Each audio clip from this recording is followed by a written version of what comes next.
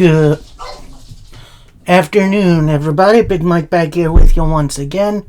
Welcome back to Big Mike Talks, where today I'm going to be talking to you about I'm going to be giving you my review of WWE Summerslam Nights 1 and Nights 2. That's right, SummerSlam has joined the pantheon of WrestleMania being a two-night event for WWE, which I don't mind. It gives more people a chance to be on these cards and get a payday. So, I'm good with that. So, anyway, but we get to night one, started off, that's Saturday. Start off with a nice little SummerSlam hype video going through certain matches and moments that happened, including Hulk Hogan versus HBK in, I want to say that was 2004, 2005. And if you haven't seen that match, go check it out. It's hilarious. Then we get to the arena, pyro's going off, and we get introduced to our host, which I completely forgot about this. Cardi B comes out, welcomes everyone to SummerSlam, get more pyro, and then we get into the show proper, in which this was a crazy opener. So we get Jey Uso and Roman Reigns taking on Braun Breaker and Bronson Reed. I honestly thought this match was going to be later in the show, but having it open is just, it's interesting. And we get Bronson Reed wearing the Shula Fala, which, that's hilarious. I love that. Anyway, Reed and Breaker make their entrance to the most generic sounding entrance theme I've ever heard. They get up on the apron, they stare down with their opponents, and then they get in the ring, bell rings, and they just brawl for a minute. This turns into a tornado tag. Then Jey and Roman force Braun out of the ring. And then we do a rewind of Jey Uso's yeeting, which I'm going to say this has kind of become a waste of time. There's really nothing to that. Anyway, match continues as a normal tag, which at this point I think you need to make it tornado. Like, I feel like this match would have flowed a little bit better if it was a tornado tag. Either way, this match was so dang good. At one point, we get Reed in. He attempts a Samoan drop. That gets blocked. Jey Uso turns it around into a DDT, which, that was awesome. Braun and Roman come in. Roman with a whole bunch of clotheslines. Actually, throughout this match, you see Reed and Breaker trying to keep Roman out of the match, which is very, very smart. I love that. And Breaker and Reed with a doomsday device. With Breaker hitting a bulldog instead of a clothesline, which, that was awesome. Roman gets in, he runs house. Braun Breaker goes for a spear, that gets blocked. Roman with a Superman punch. Rolls out of the ring, spears Reed through the barricade. Gets him back in. Reed with a tsunami attempt, that gets blocked. Into a Superman punch.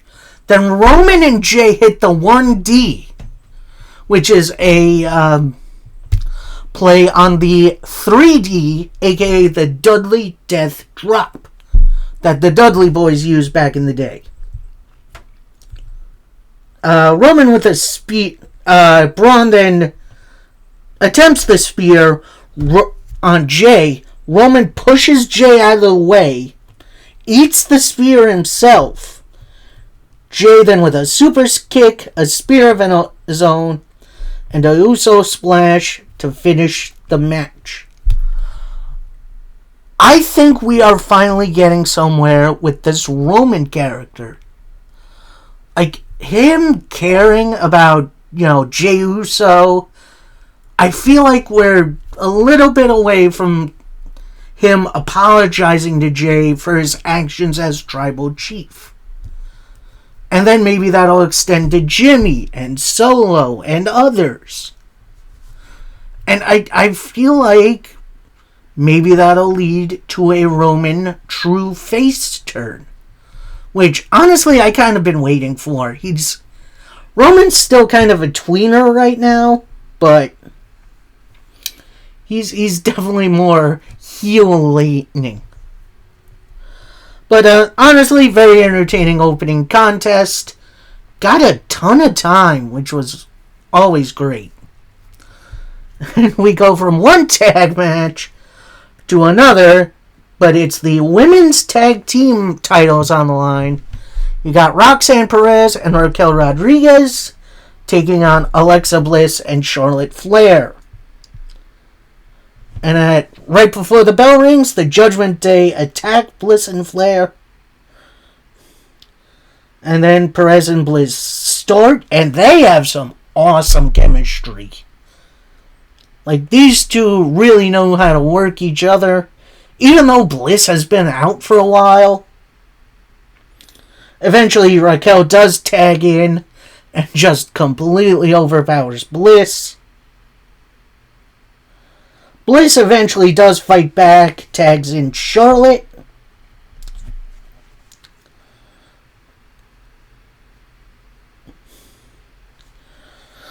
Who gets dumped over the top rope.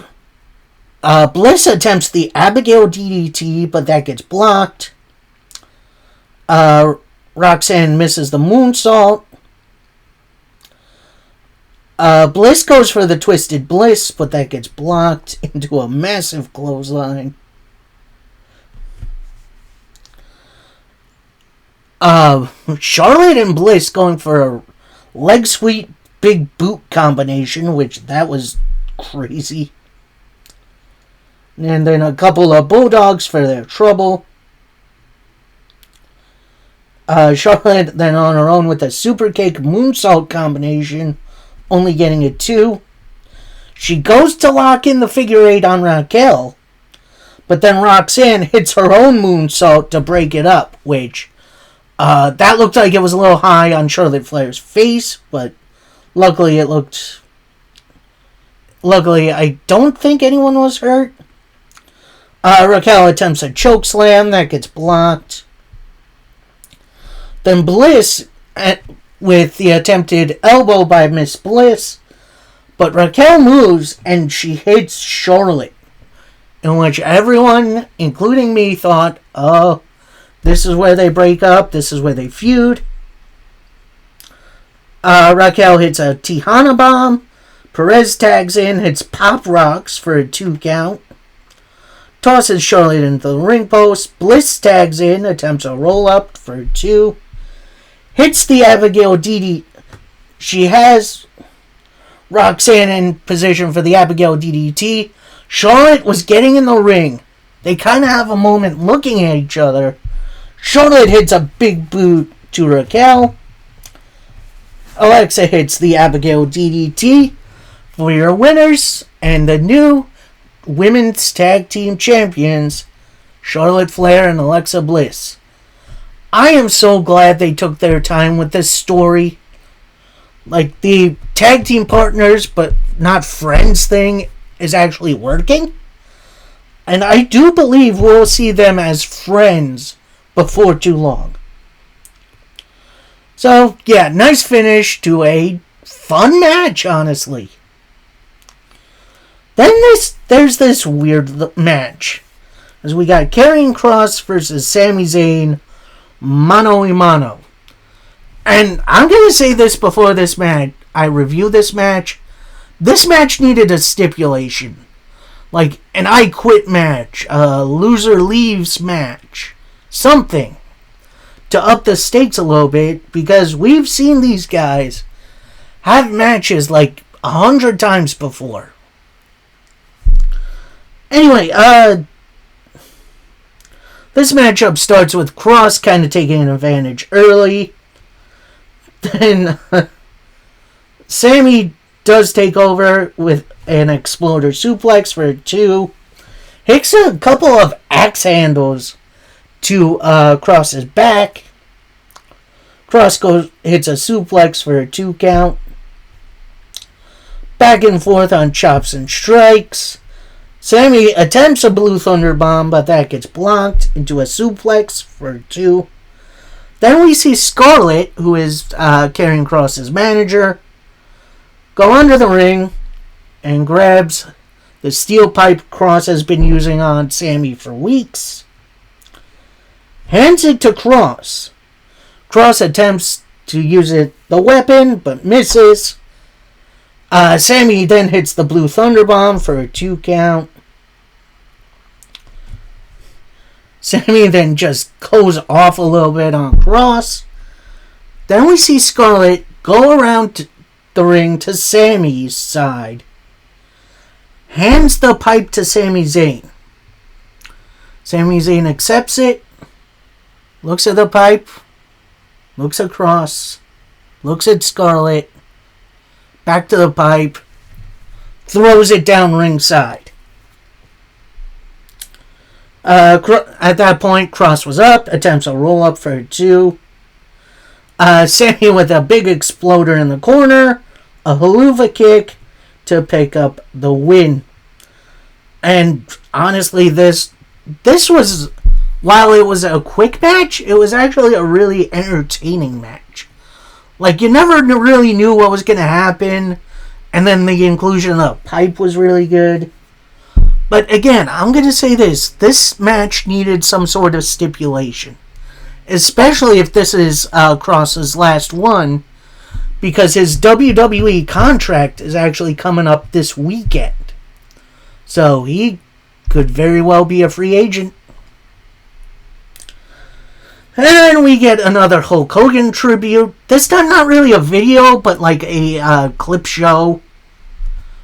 Showing Hulk Hogan's best moments, including body slamming Andre. Him debuting in WCW. No TNA stuff, which is very, very interesting. Although I do understand, his TNA run was the worst. Next match up. A match I was generally looking forward to, despite a little bit of a lack of build. We got the WWE Women's title match on the line, as we get Tiffany Stratton versus Jade Cargill. We start with a Stratton roll-up for a 1 count, couple of arm drags, and then a big old boot by Jade Cargill for a 2 count. Jade Cargill then gets her to the outside, whips her into everything out there possible, hitting a suplex on the outside, brings her back in, hits a hip attack, in which Stratton rolls out of the... this is Jade rolling out of the ring. Stratton with a big dive. Stratton gets her back in, hits a swanton for a 1 count. Stratton then goes for her handspring elbow. Jade catches her midair and then hits her with her knee, which that looked rough. Jade with a super kick, then hits an Eye of the Storm, which Cowboy James Storm, I see some gimmick infringement here. Only for a 2 count, which it's not like a Razor's Edge. What was it? I think it was like a rising knee strike. Jade with a combination elbow big boots. Whiffs on the axe handle. Then Tiffany counters with a rolling senton.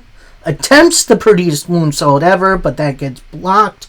Although Tiffany missed Jade's knees and kind of landed on her face, in which I hope Jade is okay, because that looks rough. Anyway, Jade gets up with a Michinoku driver, which that was impressive. hitting a couple elbows and chops in the corner. Goes for the power bomb. That gets blocked into a Rana. Then Tiffany with an Alabama slam. Again attempts the PME, but that gets blocked. This time properly with the knees up. Jade hits the Jaded for a 2 count. Attempts it again. Tiffany counters it into a roll-up for 2. Jade hits the choke slam. Goes for the Jaded off the second rope.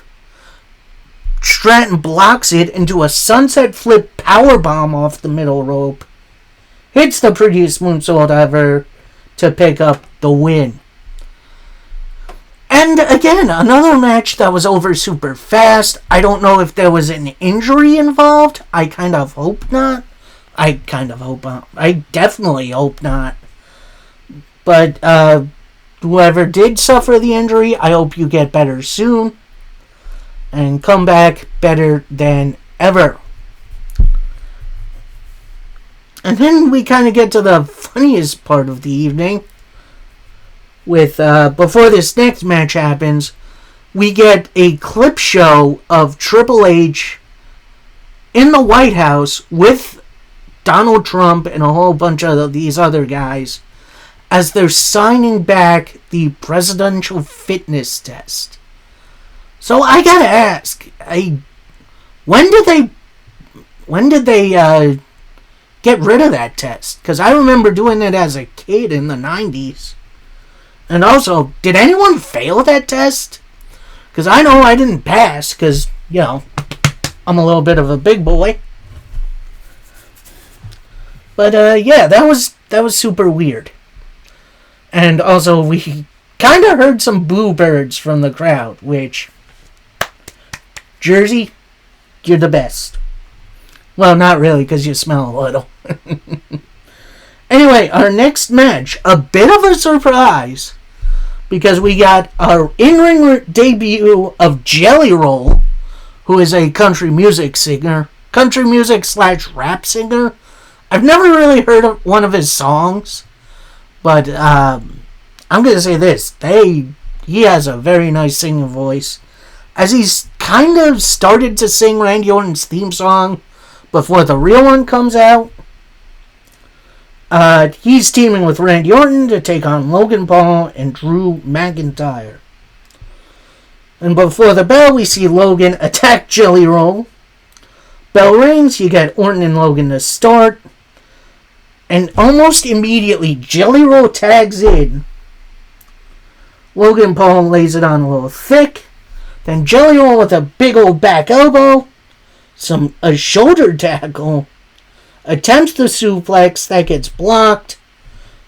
Then Logan runs right into a body slam, which, that was impressive. Hits an elbow drop for a 1 count. That tags in Drew. And while it looked like Jelly Roll was about to tag out to Randy Orton, you see Randy Orton kind of hyping up Jelly Roll, like, yeah, you can do this, you can do this. He then goes face to chest with Drew, looks up, Jelly Roll then slaps Drew. Drew with a Glasgow kiss, couple of chops in the corner, stomps a mud hole in him a little bit, tags Logan back in, hits a suplex, and then a leg drop for a 2 count. Jelly Roll eventually tries to make the tag, but he fights out of it. Issuing a big chop that would make Gunther proud. Logan tags Drew back in. And then Jelly Roll eventually gets Orton in. He pretty much does his version of the 5 moves of doom. Couple of clotheslines, power slam, draping DDT. Attempts the RKO, but Logan pulls Drew to the outside. Then Randy Orton gets out there, rams Logan into the barricade, hits a couple of suplexes on both of them onto the announce table. Drew hits a Claymore. Jelly Roll with an axe handle off of this ring steps. Logan with a KO punch. Logan Paul then sets up the regular announce table, not the Spanish one, which is very significant. Sets Jelly Roll on it. Goes up not to the top of the ring post. And does a beautiful frog splash from up there through the announce table and Jelly Roll. Anyway, that was... I'm going to give props to Jelly Roll on that. Taking a move like that probably isn't that much fun. But good lord, he took it like a champ. Eventually, officials come out, check on Jelly Roll. At that point, Logan Paul and Drew get Randy Orton back in. They turn stomping the heck out of him. We then see other officials come out and are starting to help Jelly Roll to the back. Then you see Logan Paul kind of pointing and laughing at Jelly Roll. Logan then with a blockbuster for a 2 count. That was... Drew comes in, hits a couple of strikes, a big suplex. Then Jelly Roll, as he's sitting on the outside, it looks like he's got tears coming down his face, pushes off all the officials, gets up, limps back up to the apron, extends his hand for a tag, hot tag, as Jelly Roll and Logan Paul get in. Couple of clotheslines from Jelly Roll, a choke slam, an impressive black hole slam, and then a big elbow, a power slam, only for a 2 count. Drew gets back up, hits a Claymore. Orton hits an RKO on Drew.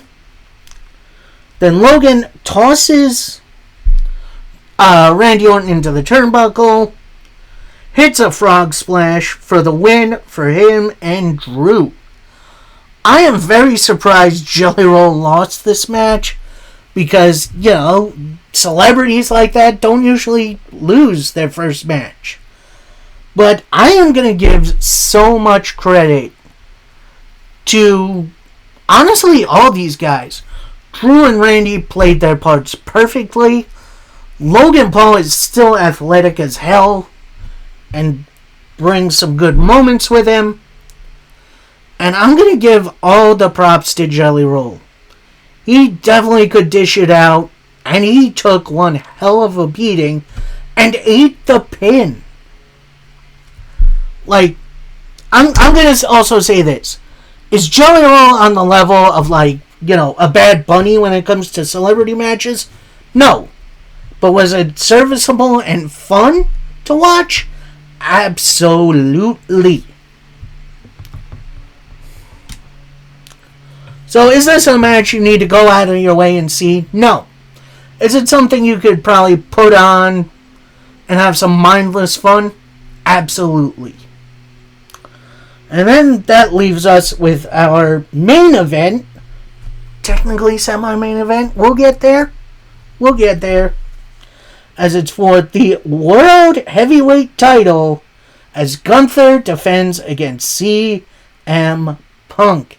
And Punk wearing the colors of the Fantastic Four first steps, which looked really, really nice. I kind of wish Gunther came out in either Galactus colors or like a big Galactus mask or something. But I can understand if he's not like a comic book fan or whatever. He wants to keep these things serious. I think that would have been fun. But this match, oh boy, this match was brutal. Like, I feel like they wanted to kill each other. And maybe they do. That was the beauty of this. One point we see Punk attempting a sharpshooter, but that gets blocked. Gunther locks in his own, but Punk fights out. Then locks in his own sharpshooter. Gunther makes it to the ropes. Punk with a suplex, a kick, but Gunther with the chops. Punk with a big drop kick into a neck breaker. Goes for the knee in the corner. Gunther catches him. Hits a powerbomb for a 2 count. And as Gunther is trying to follow up, Punk locks in a very awkward triangle choke. Like, he didn't get it in right, so it definitely looked a little clunky. Gunther breaks out of that. Then Punk tries for a Boston Crab, but that gets blocked. Punk comes at Gunther with a couple of chops. Gunther attempts the sleeper hold, but Punk blocks it into a leg sweep. Then he does the rising knee strike in the corner and the bulldog for a 2 count. Punk goes up, attempts the elbow drop. Gunther blocks it and immediately counters it with a chop, which that looked brutal. Gunther then just starts tossing Punk around for a little while. Hits a big splash in the corner for a 2 count. Punk then fights back with a couple of clotheslines. Attempts the GTS. That gets caught into another powerbomb. Then a big drop, follow up with a big drop kick, and then another powerbomb for a 2 count. Punk fights back with some chops. Punk with a suplex onto the apron. Then sets Gunther up on the announce table. Chop blocks him off the table. Gets Gunther back in. Hits a couple of strikes, a knee. Gunther with an impressive clothesline. Punk with an elbow drop. Attempts another GTS that gets blocked into a sleeper. Punk eventually fights out. Gets Gunther up. Hits not just one, but 2 GTSs to pick up the win. And as he's in the ring, he's emotional. He's celebrating. Holding the World Heavyweight title in his hands. Burn it down! Seth Rollins music hits. And initially we just see Paul Heyman with the Money in the Bank. But then we see Seth Rollins come out. He's using a couple of crutches. He's got a knee brace on. So Heyman just kind of lifts it up. And then they both go to leave. Seth stops. Pushes the crutches to the side. Turns around. Takes off his shirt. Takes off his knee brace. Sprints to the ring with the Money in the Bank case. Punk goes for the belt shot. Misses. Seth, with a whole bunch of Money in the Bank case shots. Then he turns around to the referee standing there. Cashes in the Money in the Bank. Ding, ding, ding. And we hit our another main event, which lasts about 2.5 seconds with a Seth Rollins stomp. And your winner and the new World Heavyweight Champion, Seth Rollins. And honestly, I love this. This is a great little swerve a la when the Sandman back in the day in ECW pretending he was blind. That's the level of kayfabe I love. Told this story well. And apparently, I forget where I got this source, but I saw online that Seth told his daughter, "Oh, I gotta pretend boo-boo. Don't tell anybody." And she turns around and tells her teacher, who I hope didn't reveal anything, because that she's playing along. Either she's playing along or she doesn't care. Either way, this was a great old swerve. I love stuff like this. We need to do more stuff like this in wrestling. So, overall, while not an awful night one, it was a little uninspired besides the Jelly Roll tag match, and then the main event and cash-in. Overall, it was pretty much an average episode of Raw, which is not to say that's bad, but it wasn't this great feeling show. So that was night 1. Now we go to night 2. We start off with a recap of Saturday's show, which literally just happened. And then Triple H opens the show. Pretty much, if you thought last night was surprising, you ain't seen nothing yet. And, hello, spoiler alert, he's right. Anyway, start off with match numero uno for the Women's World title. We got Rhea Ripley taking on Io Sky, taking on Naomi. And then, to start, we see Io and Rhea looking to just beat the heck out of Naomi. Naomi bails out of the ring, expecting them to fight. Naomi goes to run. Rhea and Io then trap her on either side of the ring. They all get back in. Rhea and Io then ping pong Naomi around with elbows. Then Io finishes that with a drop kick. Rhea goes for a big boot. Naomi does her Matrix slide. So that big boot hits Io. And now it's just on. And this matchup was absolutely incredible. Naomi with a freaking X Factor for a 2 count.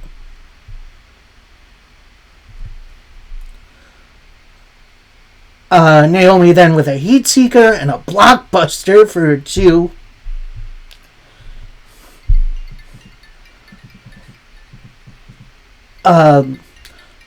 Rhea then with a drop kick. Io with the 619. Rhea then with a big suplex. Goes for the Bulldog. That gets blocked into the Rhea Electric Chair Driver for a 2. Rhea attempts the Riptide, but that gets blocked into a roll-up for a 2 count. Io then with a crossface on Rhea. But Rhea breaks out of it. Hits a kick, and then an Naomi Rana for a 2 count.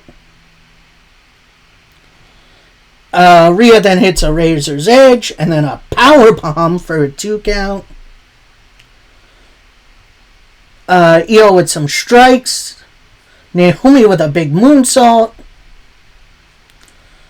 Io then sets both her opponents down. Hits the bullet train attack on both her opponents. Goes for the over the moonsault on Naomi, but Rhea intercepts it. Goes for a superplex. That gets blocked. Naomi with a big kick. Hitting a split leg moonsault, but that only gets a 2 because Io goes for the over the moonsault to break it up. Naomi rolls out of the way, and the moonsault hits Rhea, which, smart move. Naomi with a big powerbomb, only for a 2 count. Io with some uppercuts. Rhea with a headbutt, hits the Riptide for a 2 count. Io goes back to her uppercuts, hits a kick. Naomi with a hair pull, which, that looked brutal. Rhea with a big boot and then a cannonball off the apron. Io with a sunset flip powerbomb. Gets her opponent back in. Goes for the over the moonsault. That gets blocked. Rhea with a superplex attempt. That gets blocked. Io with an uppercut. Rhea with a headbutt. She goes for... she hits the Riptide from the middle rope. Only gets a 2. Because out of nowhere, Naomi slides in.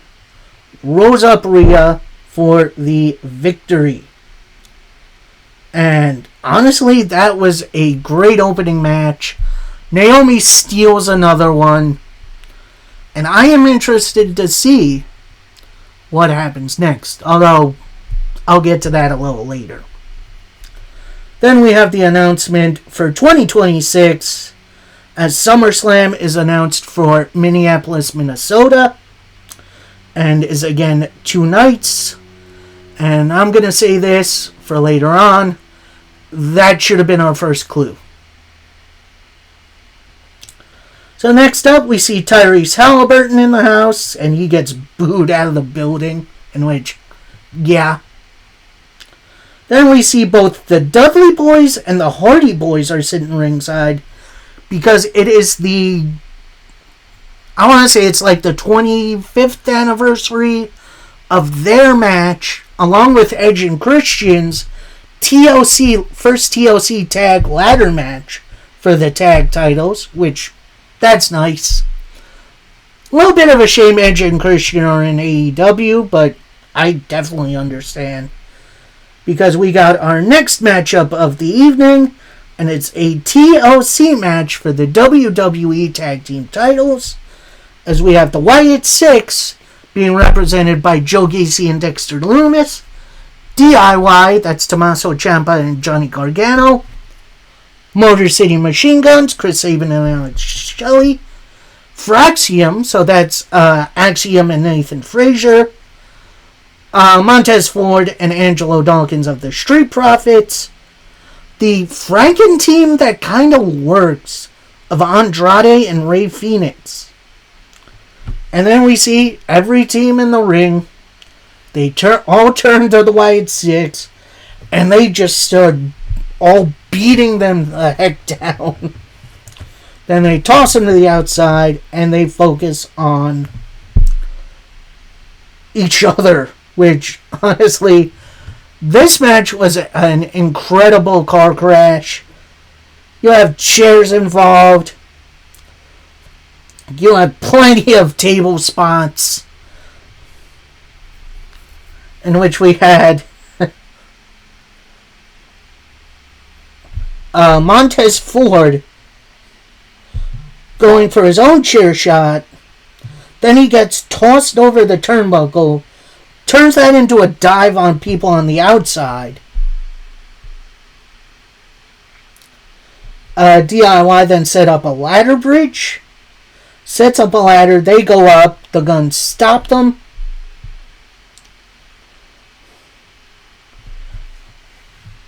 I believe this was Andrade with a DDT through the table. Dexter Lumis with a leg drop through another table, in which that looked like it hurt. Rey Fenix with a frog splash through another table. It looked like Axiom... No, it looked like...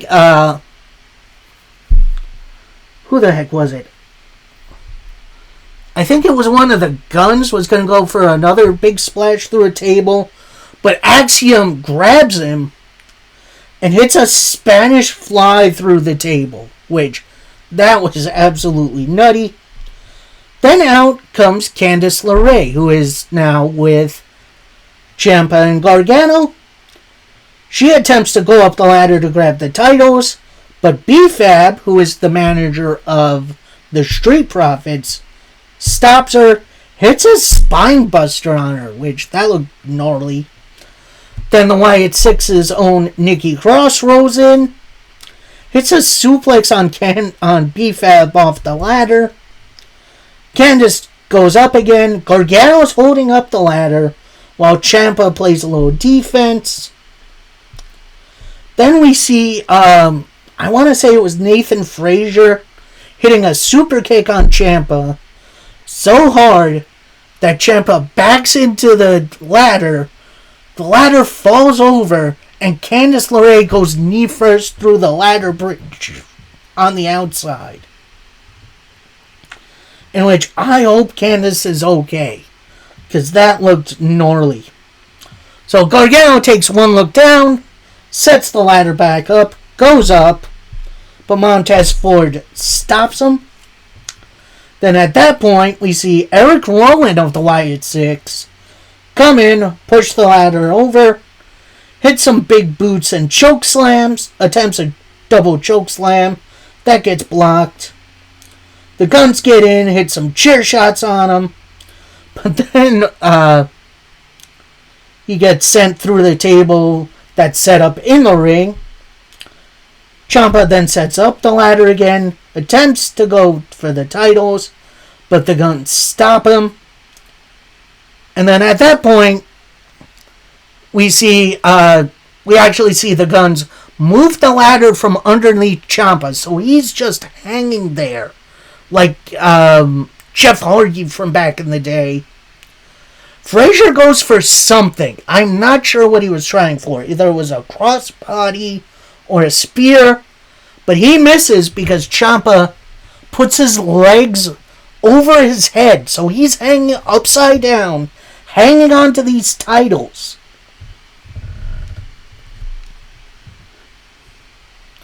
So then Gargano moves the ladder back in. Ciampa's trying to get it down. Axiom tries for a moonsault. Gargano with a big old super kick. Then Montez Ford from the turnbuckle jumps onto the ladder and stops Gargano. Magog. Who the... Oh, that's got to be Ford. So Ford then sets up a ladder, goes up, and then DIY stops him.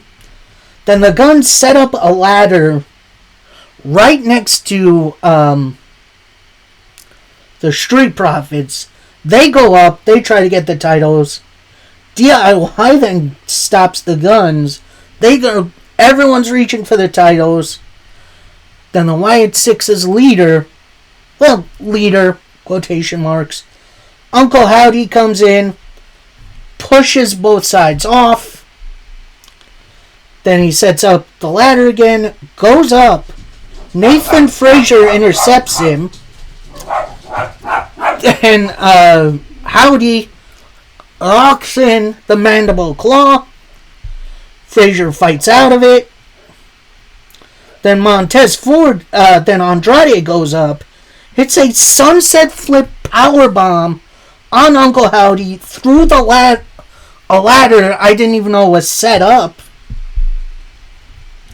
So then Rey Fenix goes up, he eats a couple of chair shots into a suplex powerbomb from the Wyatt Six. Joe Gacy goes up. Dexter Lumis is down playing defense. Gacy pulls the titles down to win the match and retain the tag team titles. This was a fun, little car crash match, which I think this show definitely needed. And it was definitely a nice showcase for the tag division. Next, we get a recap of Seth Rollins cashing in the Money in the Bank on Punk on night 1, which still gives me the chills. Next up, then we get another plunder match. And I'm going to say this. I think there was way too many of these stipulation matches on night 2. If we maybe swap some matches from night 2 and night 1, I think this would be a better felt show. As we get a no DQ match for the Women's Intercontinental title, we got Becky Lynch taking on Lyra Valkyria. And Lyra pretty much just slaps the taste out of Becky's mouth right at the start. Becky with some strikes, some stomps. Lyra with a hip toss.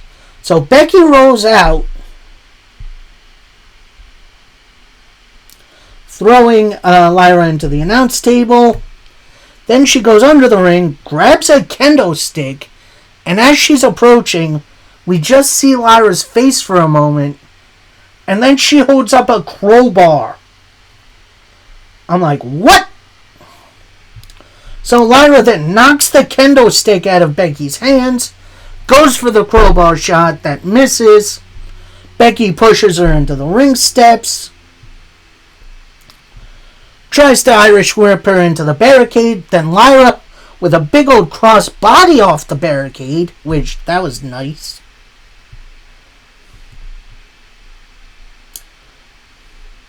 Lyra then tosses Becky over the announce table. Then as Becky is sitting in one of the announcer's chairs, hits a pretty mean looking drop kick.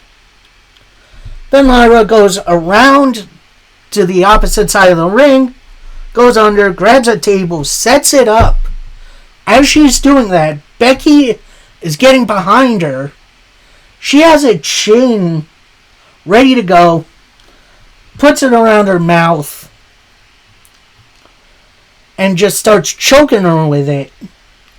Moves her over to the ring post, in which she puts her foot on there, getting some extra pressure, which that was gnarly.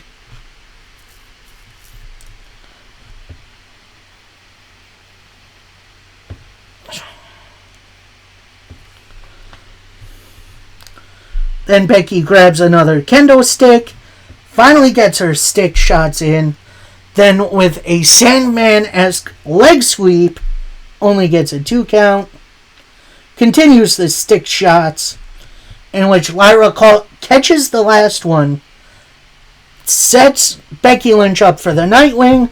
Becky blocks it into a reverse DDT for a 2 count.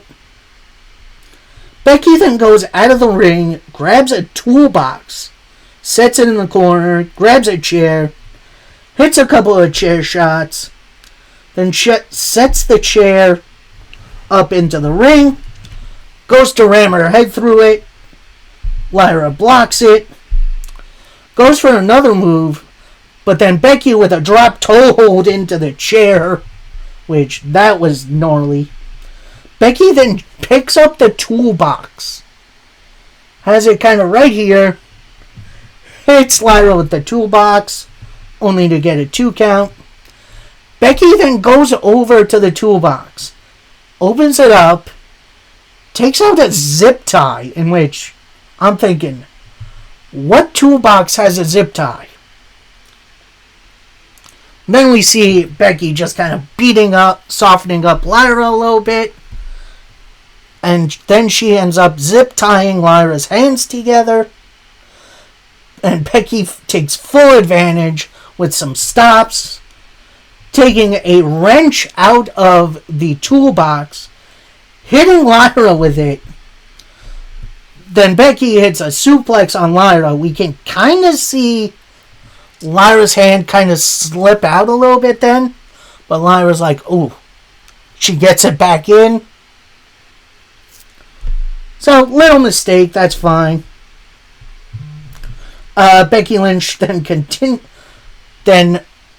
hangs Lyra by the hands on the ring post and gets some more kendo stick shots into her midsection. That kendo stick breaks. Becky then grabs another one and just starts going to town on her. Becky then slides Lyra back into the ring, hits a leg drop for a 2. Then Becky grabs another set of chairs, sets them up end to end, goes for the manhandle slam, that gets blocked. Then Lyra kind of locks in a bear hug, or what I think to be a bear hug, I'm not too sure. Lyra then with a big suplex, hitting a drop kick off the chairs, and then hits a moonsault, only for a 2 count.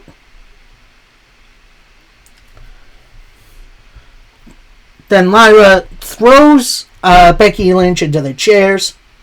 Then she looks at the corner, where the ring turnbuckle pads are. She uncovers the top turnbuckle and tries to use that to cut the zip tie, which is honestly very, very smart. Now, at this point, I thought that's where she cut it off. Apparently not. Becky then with a strike, throwing Lyra into the ring post. She rolls out of the ring and then goes underneath the ring, where Becky goes to look for her, eats the, I don't want to say it's smoke, but it's like the thing you get when you use a fire extinguisher. She eats a couple of shots of that. Then Lyra goes back underneath the ring. Becky grabs a kendo stick. Lyra comes back out. Becky goes for stick shots. That gets caught. Lyra, then with some stick shots of her own. I think at this point she's freed from the zip ties. Gets Becky Lynch back in the ring. Couple more kendo stick shots. Big old suplex for a 2 count, where Becky rolls out of the ring. Lyra with a dropkick to the outside. Attempts the Nightwing. That gets blocked. Becky attempts the manhandle slam. That gets blocked. Then Lyra with a Nightwing off of the ring steps. Rolls Becky Lynch back in. But Becky goes out the other side. Lyra again goes to the outside. Gets her back in. Goes for a big splash. That misses. Becky with a manhandle slam through the 2 chairs that were set up earlier, only to get a 2 count. Becky then with some chair shots, puts one of the chairs on Lyra, hardcore necktie style, then kind of throws her around into the announce table, into the ring post, then kind of gets the legs into a gap in the announce table where she can't move. Becky with a stomp. Becky grabs the crowbar. Looks like she's about to use it. Bayley rips it out of her hands. And then Becky and Bayley have a little conversation. Bayley's definitely conflicted. She wants to be the one to beat Becky.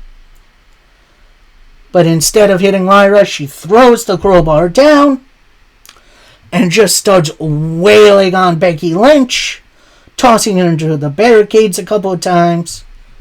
Goes for a knee, but that misses, in which Bayley ends up in the crowd. Becky then kind of tries to steady herself on the table that was set up earlier, with Lyra hitting a leg drop through the table, in which that was nuts. Lyra then gets Becky back in, hits the Nightwing, only for a 2 count. Becky attempts the manhandle slam, that gets blocked.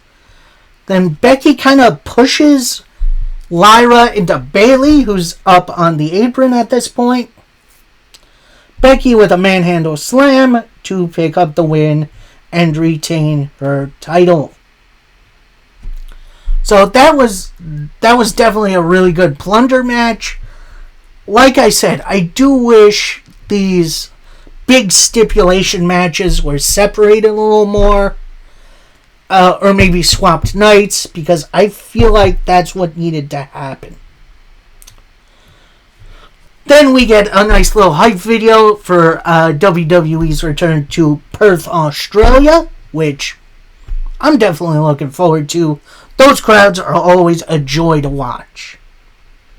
Then we have Jelly Roll sitting ringside, in which I'm gonna say this might piss some people off. I kind of wished he sold the frog splash a little bit more. Like maybe we see him, sporting some bandages or something. So next up, we got the United States title on the line inside of a steel cage. We get Solo Sikoa taking on Jacob Fatu. And these boys, woo!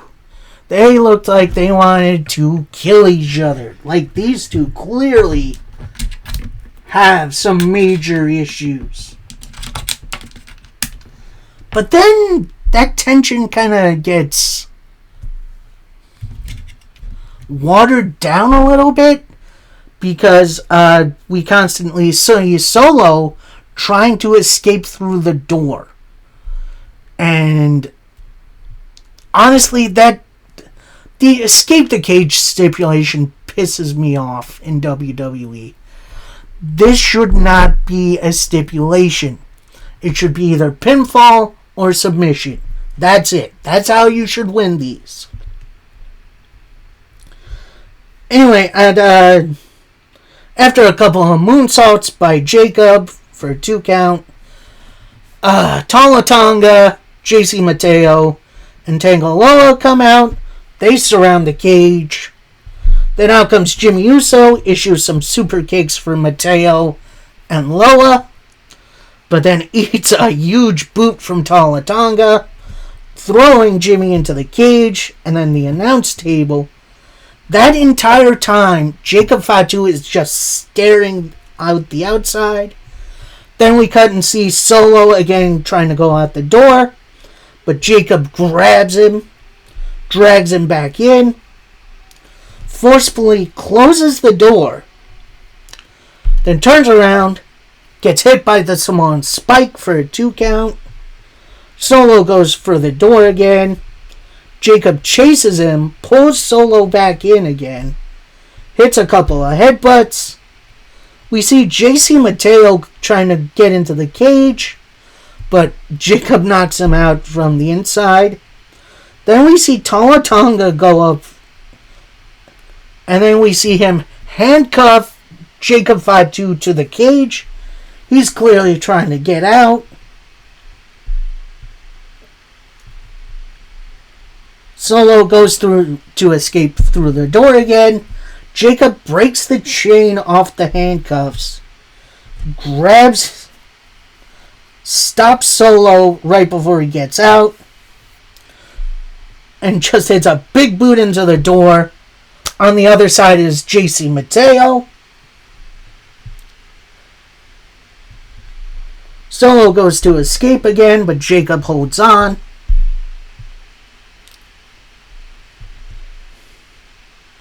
Then at that point, Tala Tonga big boots the door, hitting both Solo and Jacob, but that's enough to incapacitate Jacob as Solo falls out of the ring and out of the cage to pick up the win and retain his title. At that point, Solo and Tala are on the ramp. Jimmy super kicks Tangaloa, throws him into the cage, both into the wall and then through the door, locks the cage. Then Jacob just throws super kicks at JC and Tangaloa, tosses them both into the cage, lines them both up on the mat, hits a moonsault from the top of the cage, which is, I wish they did that during the match. Overall, this wasn't a bad match, but it also wasn't really a good match either. Like, I feel like there was more to this than what we were shown. Then we get a hype video for Clash in Paris, which I believe is like 3 weeks away, which is insane. Then we see AAA's Mr. Iguana and Psycho Clown in the crowd. They were competed for the AAA tag team titles on SmackDown in an open challenge style matchup.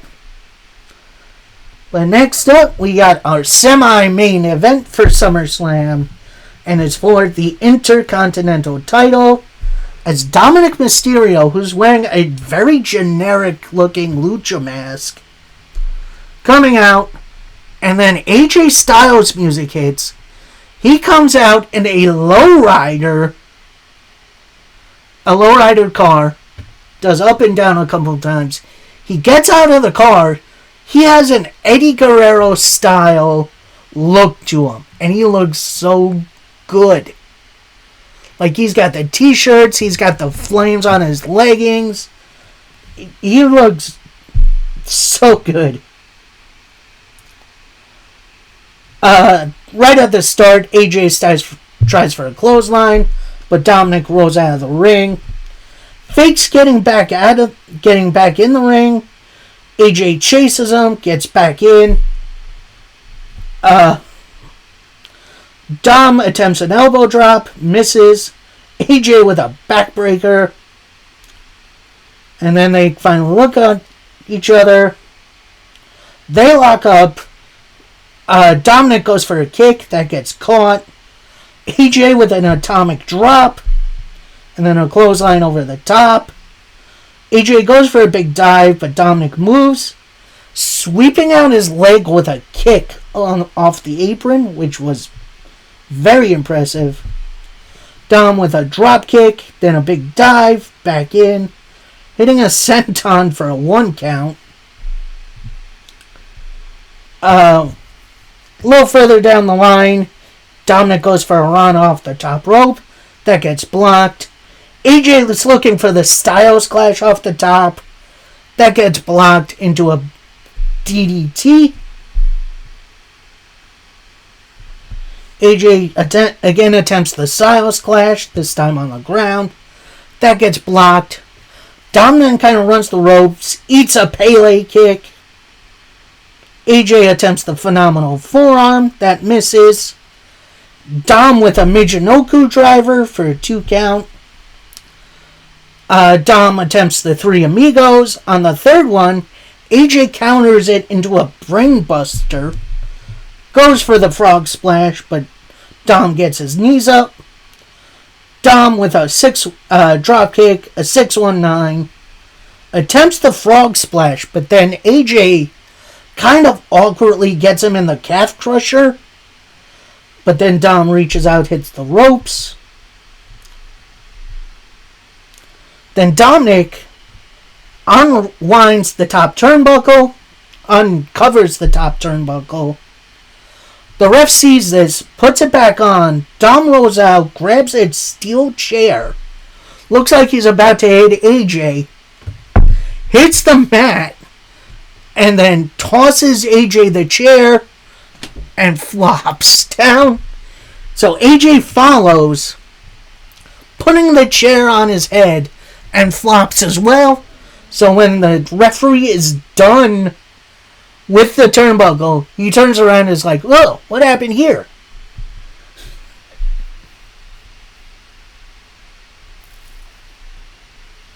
So that was a nice little nod to Eddie Guerrero. AJ goes for like a top rope kick, I guess. But Dom kicks him off the top rope. Then we kind of see Dom lower the zipper on his boot, on his tights.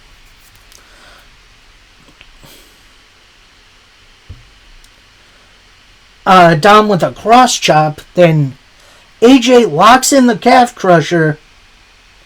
But Dom then slips out of his boot. AJ attempts a clothesline. Dom ducks. Kind of distracting the referee a little bit. I thought he hit the ref, but I guess he didn't. Then Dom with a hits AJ with his boot. Goes up top a little awkwardly, considering he only has one shoe. Hits the frog splash to retain. I love stuff like this. This is one of the reasons why I loved Eddie Guerrero. Not just because he was one of the best wrestlers going, but because he was so creative on how he won matches. I mean, he did eventually win matches straight up, but he was also so dang creative in the ways that happened. Then we have Stephanie McMahon come out. She announces the attendance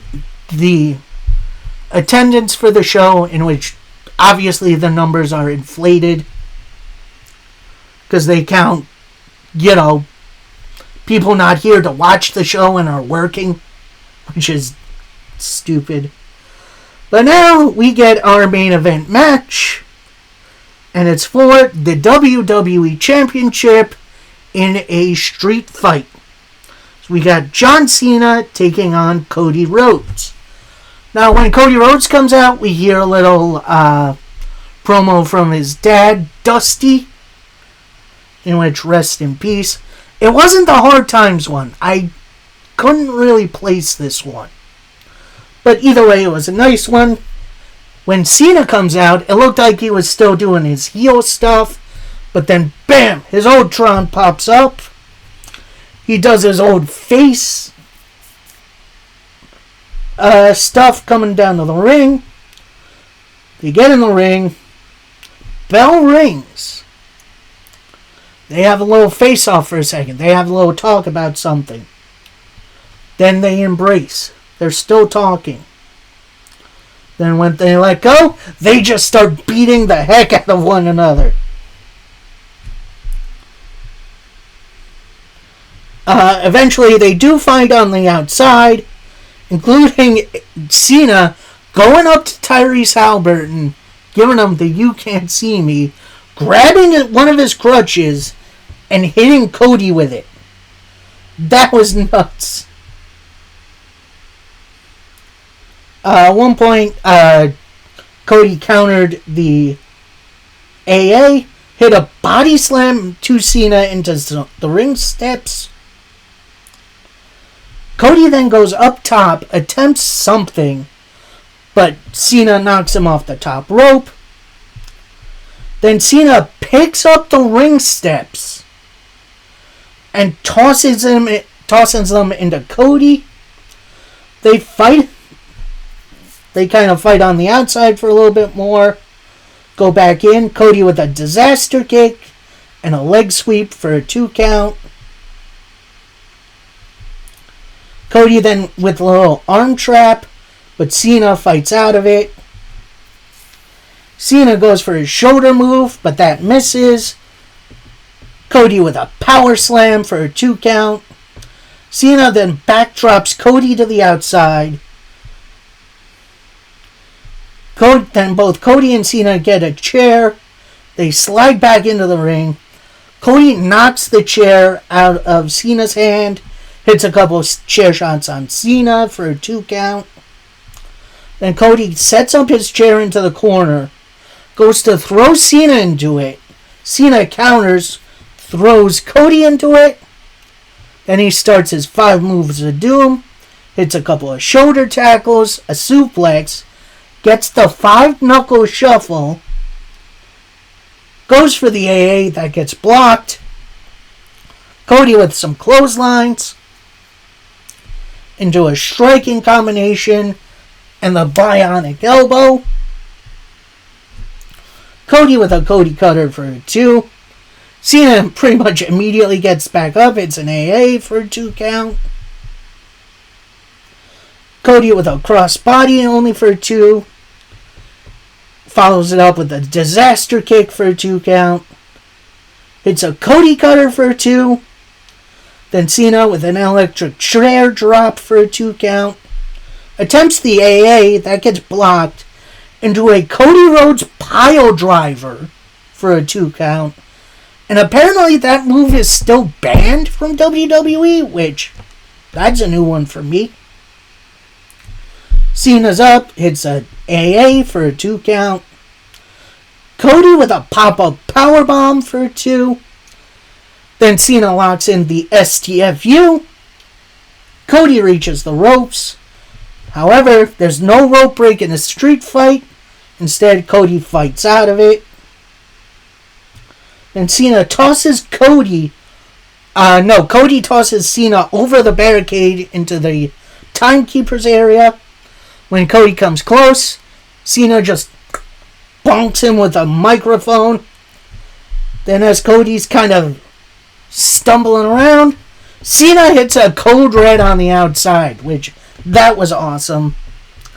Cena then sets up the Spanish announce table, gets Cody up on the English announce table, tosses Cody to the Spanish announce table with an AA, gets Cody back in, only for a 2. Cena attempts a big splash, that misses, into a crossroads for only a 2 count. Cody attempts a superplex, that gets blocked. Cena with some headbutts knocks Cody off the turnbuckle. Cena then with a leg drop from the middle rope hits an AA only to get a 2. Cena then goes outside, grabs a table, sets it up in the ring, gets Cody Rhodes on his shoulders for an AA through the table. Cody blocks it and pushes the table over straight into a DDT, only for a 2 count. Cody then sets up the table in the corner. Cena attempts the AA, that gets blocked. Cody then drags Cena to the outside, tosses him over the barricade. Cena then takes a glass of water someone had, tosses it into Cody's face. They then brawl kind of to the side into the crowd, tossing each other into the barricade. Cody attempts to use one of those plastic trash cans, tosses it at Cena, who catches it and then puts it back down. They eventually fight to an area kind of near the stage, in which they toss each other into a freestanding barricade. So it's like an extra barricade they had. Cena then picks it up, and battering rams Cody with it. He then sets it up on another set of barricades. Looks to hit an AA on Cody through it. Cody blocks it into a suplex into the barricade, which that looked rough. Cody and Cena then fight to kind of where the stage would drop off. So that's definitely pretty high. So the stage is here. Cody and Cena are kind of here.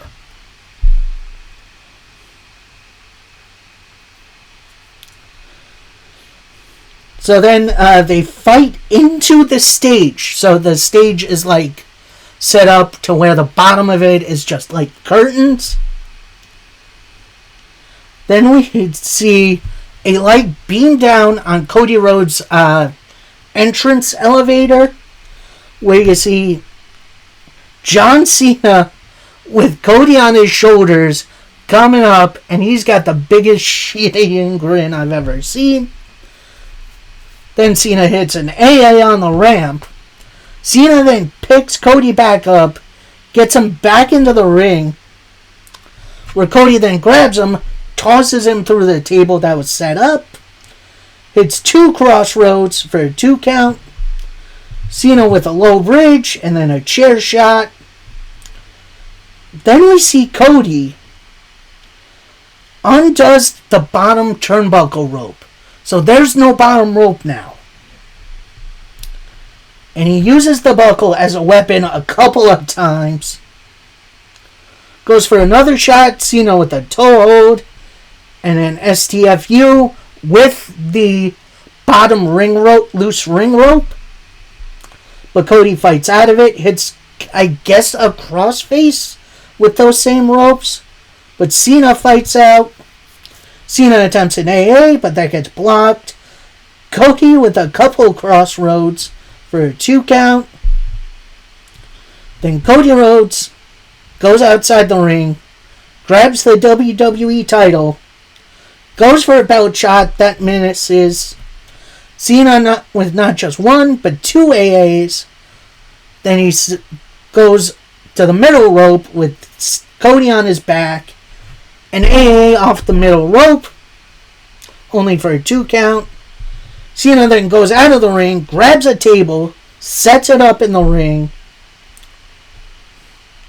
goes for an AA off the middle rope through a table, Cody blocks it. Then Cody with an awkward Cody cutter through the table. And Cody with a trio of crossroads to pick up the win and dethrone John Cena. Which I cannot believe I'm saying. So then post-match, you see Cena picks up the WWE title, takes one look over it, hands it to Cody Rhodes. Cena then lifts Cody's arm up. They have a little embrace and a little moment. Then Cena's kind of like in a corner. It looks like he's out of breath a little bit. And Cody brings him back. They lift each other's arms up. Then Cody's like, for you. So he leaves the ring. He goes back up the ramp as Cena is drinking in the admiration of the crowd. And I'm going to say this. This is where this show should have stopped. This is where this show should have finished with Cena getting his flowers and Cody Rhodes, WWE Champion. Instead, we get the return of Brock Lesnar, who's in his cowboy gear, makes it to ringside, has a little stare down with Cena.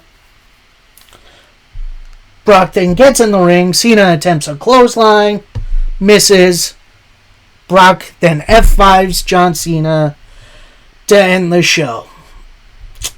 And I'm going to say this. The reason I'm pretty disappointed in this is because Brock Lesnar is still at least implicated. There's no charges yet in the Giselle Grant sex trafficking case against Vince McMahon and WWE, in which he is named 44 different times. And look, I get it. It's innocent before until proven guilty, which I understand. But good lord, this is a bad PR move by WWE. And on top of that, I really don't need to see Brock Lesnar wrestling in 2025. He's not this big dynamic character. He's the Beast, which is so innocuous and just he's kind of boring. And honestly, this takes away from both nights for me.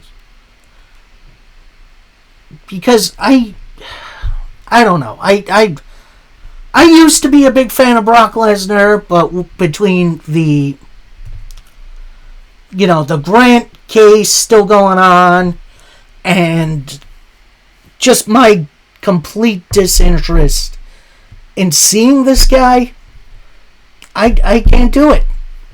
I can't get excited for a Brock Lesnar return. And because of Brock Lesnar's return, I have a pretty significant announcement. From now until Brock Lesnar leaves the WWE, I will not be covering WWE. I will be giving my wrestling fix elsewhere. So we got AEW, TNA, NWA. So I'm going to say this. If you guys want your fix of the WWE, go somewhere else. Because I will not be covering it.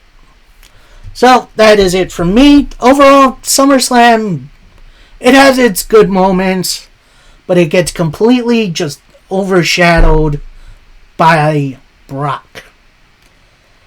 So, next review is probably going to be Monday, where I'm going to review Power, AEW Dynamite, which is coming later tonight, and probably AEW Collision. I'll try to find another promotion to watch at some point. And, that'll do it for me. Hope you guys enjoyed. Till next time, happy wrestling, everybody. Peace.